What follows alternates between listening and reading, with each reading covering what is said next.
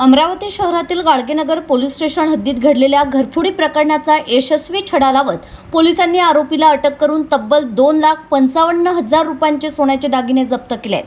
फिर्यादी संगीता राजू सावळे राहणार संत कबीरनगर अमरावती यांनी आपल्या घरातील सोन्याचे दागिने डब्यामध्ये ठेवले होते. मात्र दिनांक 25 एप्रिल 2026 ते 27 एप्रिल 2026 दरम्यान अज्ञात चोरट्याने घरातून विविध सोन्याचे दागिने लंपास केले. यामध्ये काळ्या मण्याच्या पोती, डोरले, ओम व सोन्याचे मणी अशा विविध दागिन्यांचा समावेश होता. या प्रकरणी गाडगेनगर पोलीस स्टेशनमध्ये गुन्हा दाखल करण्यात आला होता.